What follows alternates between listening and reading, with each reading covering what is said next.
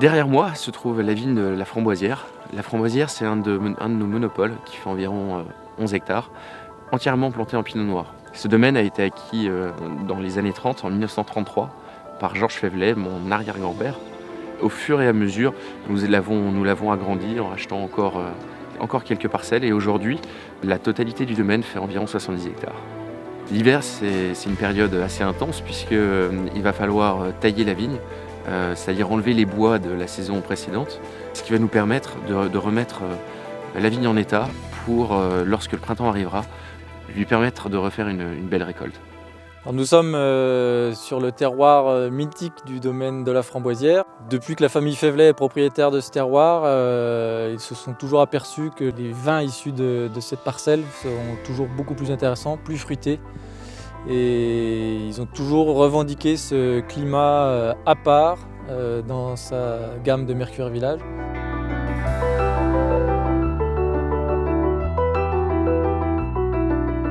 En ce moment, on taille.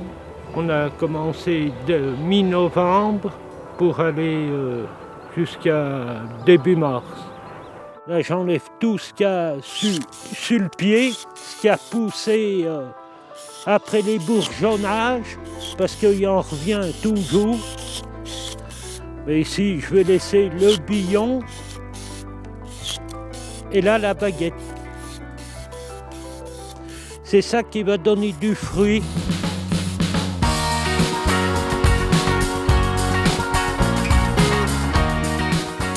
Alors là, on tire le sarment après avoir taillé la vigne. Ensuite, on pourra réparer pour lier les baguettes.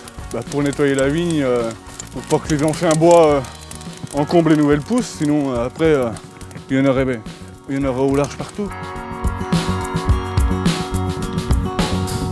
Dans cette parcelle, nous avons décidé, plutôt que de brûler les sarments que nous avions tirés, de les mettre en andin afin de les broyer avec un tracteur, ce qui va permettre de restituer au sol de la matière organique.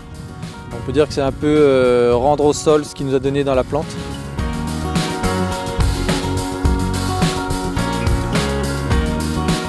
Sitôt qu'on a fini de tirer, s'il ne gèle pas, on peut attaquer les réparations. Alors en fait, il faut passer dans tous les rangs et regarder s'il ne manque pas des hues, des fils coupés et des piquets cassés. Et après, on repasse remettre des piquets neufs. J'ai enlevé le piquet, mais c'est cassé, mais il y a la pointe dedans. La pointe, il faut l'enlever.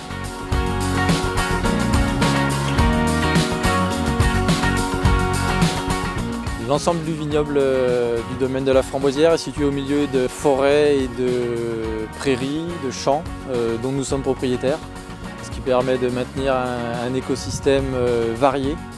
Et d'ailleurs, derrière moi, vous pouvez voir un chêne bicentenaire qui a été sauvé au moment de la plantation et qui restera là jusqu'à ce que la nature le fasse tomber. Donc les vignerons qui travaillent au domaine sont des vignerons du village ou des villages alentours. Tous ont toujours travaillé dans les vignes depuis des années, voire des générations. Ce sont des gens passionnés et qui suivent leurs vignes tous les ans avec un soin très approfondi. Donc ici nous sommes dans les Villeranges, un sol argilo-calcaire avec beaucoup de cailloux en surface, des terroirs très propices à faire des grands blancs. Un peu comme dans les Clos-Rochettes aussi, on retrouvera un peu ce type de sol très caillouteux avec de la roche présente assez rapidement. Nous sommes ici ce soir dans le Clos Vougeot. Comme vous le savez, le Clos Vougeot est un grand cru qui fait environ 50 hectares. Et sur ces 50 hectares, nous avons 1,30 hectare, séparés en 3 parcelles. Et nous avons la chance qu'une de nos parcelles se trouve face à la route avec un très joli portail que nous avons eu l'occasion de refaire en travaillant avec un architecte des bâtiments de France.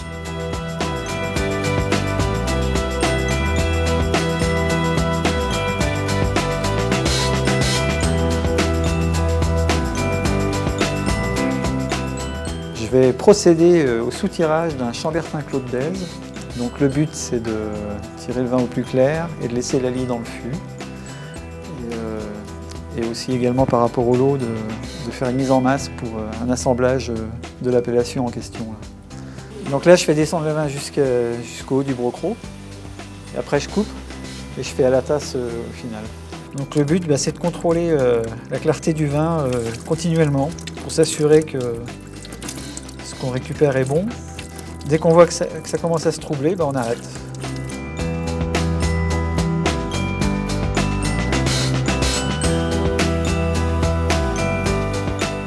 Alors nous nous situons à la cuverie du domaine Faivelet, où se situent les cuves des grands vins. Une fois les bouteilles lavées, les vins sont mis en bouteille par une cuve tampon qui descend par gravité. Une fois les bouteilles bouchées, elles sont ensuite gravées et mises en cave sur pile. On peut faire un grand parallèle entre le métier de bouchonnier et le métier de vigneron et viticulteur, parce que le bouchonnier subit les aléas des récoltes différentes, comme le liège est un produit naturel. En ce qui concerne tous les bouchages de nos premiers crus et grands crus, on utilise les deux qualités supérieures des lièges, des extras pour les premiers crus et des fleurs pour tous nos grands crus. C'est la dernière partie où on peut intervenir, donc le choix du bouchon, de l'obturateur, c'est très très important.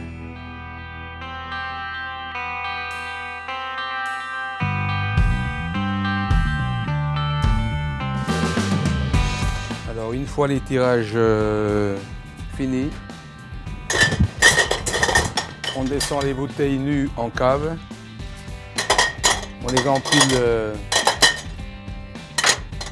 système traditionnel bourguignon et sont reprises en fonction des demandes.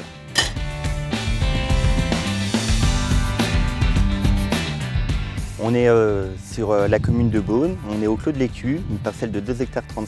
C'est une parcelle qui est en monopole, car le domaine Faivelet est propriétaire de la totalité de la parcelle. C'est une parcelle qui est exposée plein sud. Donc l'avantage de l'exposition plein sud, c'est que les rayons du soleil font vraiment tout le tour de la parcelle.